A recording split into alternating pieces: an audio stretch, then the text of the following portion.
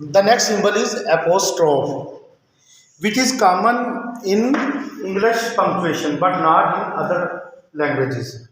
And there are three rules for apostrophe. We will discuss in the next lecture. The next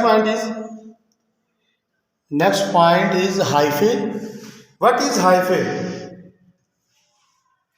The hyphen is a short dash. Hyphen is a short dash, एक छोटी dash है, छोटी line है, ठीक है ना. And the next one is dash which is the greater और bigger line than the hyphen.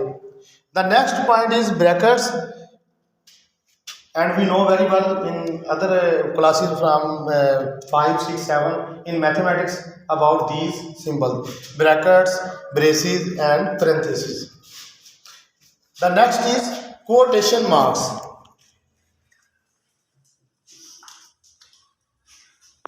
Quotation marks is used in pairs.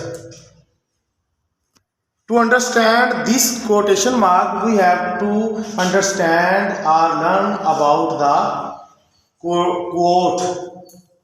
quote क्या होता है जी? किसी फिलासफर का, किसी अलामा का कॉल को कहा जाएगा कोट, ठीक है ना. तो जब हमने उसको लिखना है तो उसके लिए हम ये इस्तेमाल करते हैं, जैसे आपने पढ़ा होगा कि कायद-ए-आज़म सेट.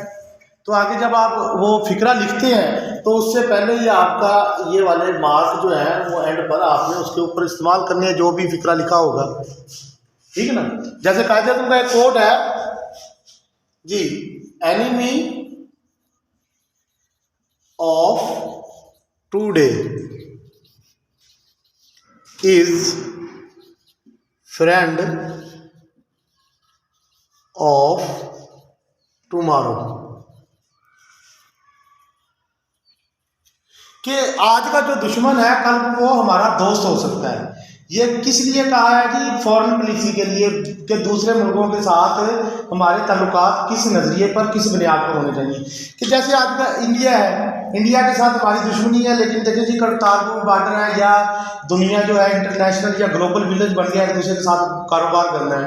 तो कल को जब हालात ठीक होंगे, हमने कारोबार करना है. अब इंडिया से जो सिख बरादरान हैं वो इधर आते हैं बाबा गुरु नानक के उस टेंपल में, तो वहाँ पर अपने जो भी उनके रिलीजियस पॉइंट ऑफ व्यू है उससे अपना प्रे करने या जो भी कह लें, तो वो इस पॉइंट ऑफ व्यू से कहा है कि आज का दुश्मन कल को हमारा दोस्त हो सकता है. अब ये कोट है तो इसके लिए आपने क्या इस्तेमाल करना है? कोटेशन मार्क जी. बाकी इसके जो रूल्स वगैरह होंगे वो नेक्स्ट हम ये सीरीज जैसे जैसे पूरी होती जाएगी, ये उसमें रूल्स अकेले अकेले पॉइंट के हम डिस्कस करते जाएंगे जी. The next one is ellipsis, which is represented by 3 dots and it is used in pairs and we use it in mathematics for the continuity. Just like we are going to represent natural numbers, then we write like this: 1, 2, 3, 4 and this mark of ellipsis. It shows the continuity. यानी कि ये क्या बताना चाह रहा है कि लफ्ज़ यहाँ पर जो आपके डिजिट है ख़त्म नहीं हुए, ये आगे कंटिन्यू है, ये जारी है. तो ये एलिप्सिस क्या है? आपके किसी भी आपकी बात भी हो सकती है, लाजमी नहीं कि डिजिट की बात भी है कि अभी जारी है, उसके लिए आप क्या करेंगे? 3 डॉट इस्तेमाल करेंगे. तो इनके रूल्स नेक्स्ट पढ़ेंगे जी.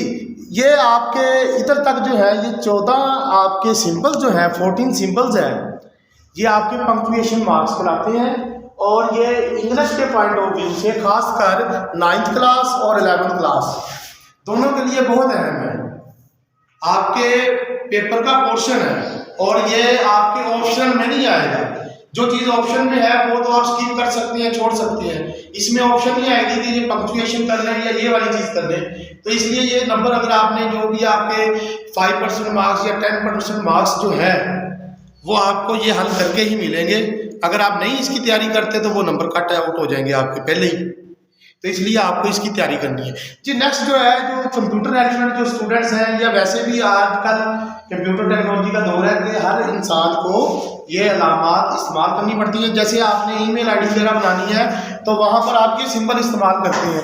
इस सिंबल को पढ़ा क्या जाएगा, एट जी। नेक्स्ट जो है इंटरनेट का सिंबल है जी। ये वर्ड जब आप ईमेल वगैरह लिखते हैं या दो लफ्ज़ों को कनेक्ट करते हैं तो तब आप ये अलामत इस्तेमाल करते हैं। ये अलामत को आप डैश में पढ़ेंगे, आप उधर क्या पढ़ेंगे, अंडरस्कोर जी। नेक्स्ट है डॉट जी। डॉट और पीरियड में बहुत कम फर्क है, ये कंफ्यूज करता है।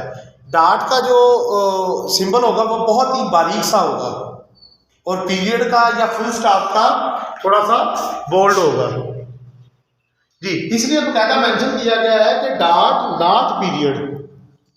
अब ये देखें, ये जो हमारे यहाँ पर इस्तेमाल किया हुआ जी एक्सक्लेमेशन मार्क, एक्सक्लेमेशन पॉइंट, ये क्यों है, ये किस लिए इस्तेमाल किया गया है, क्यों? क्योंकि आप देखेंगे हमने कहा कि डॉट पीरियड नहीं है या फुल स्टॉप नहीं है, तो ये आपने पहली बार सुन लिया ये वाली चीज़, तो आपके लिए ये क्या है, सरप्राइज। तो हमने इसके रूल में पढ़ा था ना कि अगर कोई सरप्राइज होगा, खुशी या गम होगी, तो हमने क्या करना है, एक्सक्लेमेशन मार्क। तो ये वाली चीज़ आपके लिए सरप्राइज है, तो इसलिए इसके आगे क्या हमने इस्तेमाल कर लिया, एक्सक्लेमेशन मार्क जी। नेक्स्ट वाला है जी हमारे पास स्लैश। ये वाली अलामत क्या कहलाएगी, स्लैश कहलाएगी। और ये वाली जो उसके बिल्कुल उल्ट सिमत में होगी वो हमारी क्या कहलाएगी जी, बैक स्लैश जी। Here is the only one part which we have to discuss here, writing. Writing rules के बारे में अभी हमने डिस्कस कर लिया अच्छे तरीके से जी। दूसरा है कि स्पीकिंग। अब जब आपने इंग्लिश स्पीकिंग करनी है, इंग्लिश बोलनी है, तो आपके बोलने से पता चले कि आप क्या चीज़ बोलना चाह रहे हैं। जब तक आप उनका सुनो वाकत के मुताबिक नहीं बोलेंगे तो जो लिसनर होगा, सुनने वाला होगा, उसको समझ नहीं आएगी। जैसे आप इसमें जो मैं एग्जाम्पल यहाँ पर कोट करना चाहूँगा तो वो काफ की करता हूँ।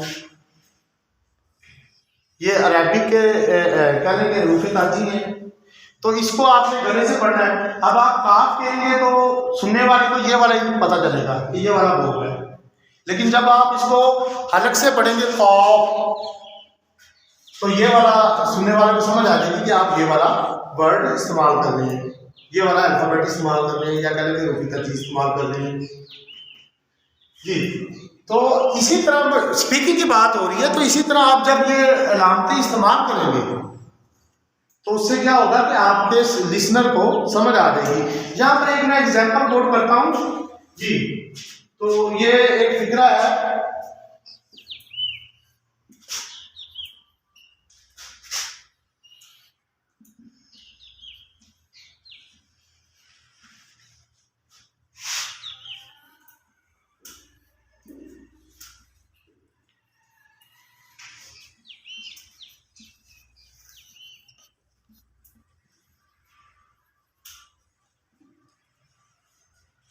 जी। इसमें मैं अलामतें दो इस्तेमाल करने जा रहा हूँ। एक ही अलामत है, दोनों फिक्रों में इस्तेमाल करूँगा तो दोनों की सेंस बदल जाएगी। अब मैं कहता हूँ जी जाने दो, मत रोको।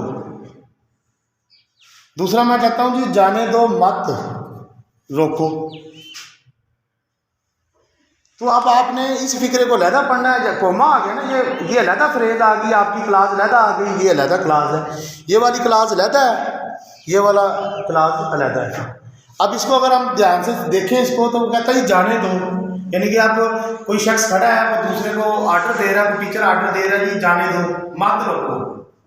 आपके बोलने से बात कर रहा है कि जाने दो, मत रोको, क्योंकि आपने इसको लहदा पढ़ा, इसको लहदा पढ़ा।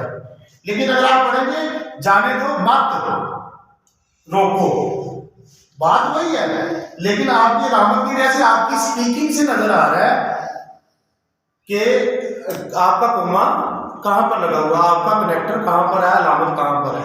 तो इसलिए ये स्पीकिंग के लिए भी बहुत ज़्यादा जरूरी है। ये बाकी चीज़ें राइटिंग का रूल्स वगैरह का तो हम डिस्कस कर रहे थे, मजीद भी पढ़ते जाएंगे। ये स्पीकिंग का इसलिए लिखा गया कि अब आपको इसकी इंपॉर्टेंस की समझ आ जाएगी कि ये आपकी जो अलामत हैं ये स्पीकिंग में कैसे आपका फ़ायदा करेंगी, आपकी हेल्प आउट करेंगी। उसके अलावा मैंने अभी शब्द वाली एग्जाम्पल भी दी थी, खातमुन नबीयीन की। तो इसी तरह वो अलामतें भी सारी की सारी जितनी भी हैं 12th क्लास तक ये इसी सीरीज में कंप्लीट होंगी। ये पहले हमने पंक्चुएशन मार्क करने हैं और उसके बाद नेक्स्ट जो लेक्चर होगा इंशाल्लाह वो फिजिक्स के यूनिट्स पर होगा। कि उनके सिंबल्स क्या हैं और उनको पढ़ा क्या जाएगा। वमा अलैना इल्लल बलाग।